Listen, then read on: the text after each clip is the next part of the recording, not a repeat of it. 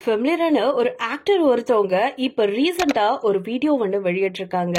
அதுல தன்னை பத்தி அசிங்கமா பேசின எல்லாருக்குமே பதிலடி கொடுக்கற மாதிரிதான் அவங்களோட செயல் எல்லாமே இருக்கு. அப்படி யார் அவங்க, என்ன பண்ணாங்க அப்படிங்கறத பத்தி இந்த வீடியோல நம்ம இப்போ முழுமையா பார்க்கலாம். சன் டிவில ரொம்ப ஃபெமிலியரா ஓடிக்கிட்டு இருக்க ஒரு சீரியல் அப்படின்னா நம்ம எல்லாருமே கண்ணை மூடிட்டு சொல்லுவோம் எதிர்நீச்சல் தான். இன்னைக்கு டிஆர்பிலையும் அதுதான் ஹை லெவல்ல இருந்துட்டு இருக்கு. அப்படி இருக்க நிலைமையில ஆதிகுணசேகரனை எதிர்த்து அந்த வீட்டு மருமகன் எல்லாருமே, அந்த வீட்டுல இருக்க மருமகள் எல்லாருமே எதிர்த்து போராடிட்டு இருக்காங்க. ஆணாதிக்கம் அப்படிங்கறத உடைக்கணும் அப்படிங்கிற மாதிரி பெண்கள் எல்லாருமே போராடிட்டு இருக்க அந்த சீரியல்ல முக்கிய ரோல்ல நடிச்சிட்டு இருக்காங்க ஈஸ்வரி என்கின்ற கனிகா அவர்கள். சோ கனிகாவை பொறுத்த வரைக்கும் நம்ம எல்லாருக்குமே ஆக்டரா தெரியும். முக்கியமா சொல்லணும்னா 5 ஸ்டார் படம் மூலியமா தமிழ் இண்டஸ்ட்ரியில அடியெடுத்து வச்சவங்க தான் இவங்க. அதுக்கப்புறம் எதிரி, ஆட்டோகிராஃப், வரலாறு நிறைய படம் நடிச்சுட்டு வந்துட்டு இருந்தாங்க. இதெல்லாம் ஒரு பக்கம் இருந்தாலும் அவங்க நார்மலாவே ஒரு டப்பிங் ஆர்டிஸ்ட் அப்படிங்கறத இப்ப வெளிப்பட்டிருக்கு. முக்கியமா சொல்லணும் சிவாஜி படத்துல ஸ்ரேயாவுக்கும், அன்னியன் படத்துல சதா அவர்களுக்கும், இன்னும் சொல்லணும்னா ஜெனிலியா அவர்களுக்கும்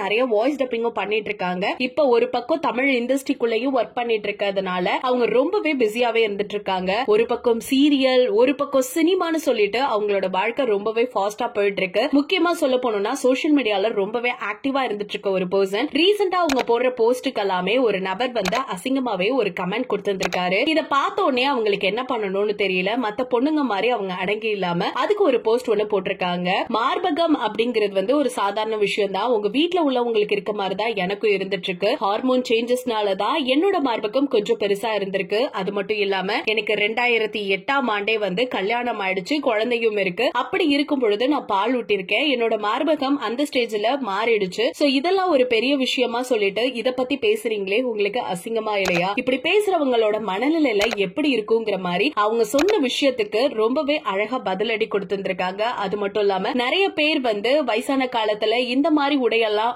நீங்க போடலாமா அப்படிங்கிற மாதிரி சொல்லிருக்காங்க. எனக்கு ஒன்னும் பெருசா வயசாகல, என்னோட ஆடையிலும் எந்த ஒரு குறையும் இல்ல. ஆடை அப்படிங்கிறது என்னோட சுதந்திரம். சோ நான் அதை தேர்ந்தெடுக்க வேண்டிய இடத்துல இருந்துட்டு இருக்கேன். நீங்க சொல்லி நான் போடணுங்கிற அவசியம் கிடையாதுங்கிற மாதிரி நிறைய விஷயங்களை கனிகா அவர்கள் பகிர்ந்திருக்காங்க. இதை கேட்ட ரசிகர்கள் எல்லாருமே ஒரு பக்கம் யார் அந்த நபர், எப்படி உங்களை திட்டினாங்க அப்படின்னு ஒரு பக்கம் கேள்விகள் எழும்பிட்டு இருக்கு. ஒரு பக்கம் கனிகா சொல்லியிருக்கேன் இந்த விஷயம் சோசியல் மீடியால பயங்கரமாவும் ஷேர் ஆயிட்டு இருக்கு. நம்ம எல்லாருக்குமே தெரியும் கனிகா அவர்கள் ரீசன்ட் பீரியடா ரொம்ப ஆக்டிவா இருக்கு தமிழ் இண்டஸ்ட்ரியில தான். 2008ல இவங்க ஒரு பர்சனை கல்யாணம் பண்ணிக்கிட்ட பிறகு அவங்களுக்கு குடும்பம் அப்படிங்கிற கமிட்மெண்ட் ஆயிடுச்சு. அதுக்கப்புறம் மலையாளத்துல மட்டும்தான் கான்சென்ட்ரேட் பண்ணிட்டு இருந்தாங்க. தமிழ் பக்கம் வரமாட்டாங்கன்னு நினைச்சிட்டு இருக்கும் போது அவங்க சூப்பராவே கம்பேக் கொடுத்தது எதிர்நீச்சல் அப்படிங்கிற ஒரு சீரியல் தான். இன்னைக்கு வேற லெவலா போயிட்டு இருக்கு அப்படிங்கிறது நம்ம எல்லாருக்குமே தெரியும். அது மட்டும் இல்லாம இப்போ ஒரு ட்விஸ்டும் கொடுத்திருக்காங்க. எதிர்நீச்சல் சீரியலோட டைமிங் சேஞ்ச் ஆக போதாமா. பிகாஸ் எதனால அப்படின்னு பார்த்தா மல்லிங்கிற ஒரு புதிய சீரியல் உள்ள வரதுனால எதிர்நீச்சலோட டைமிங்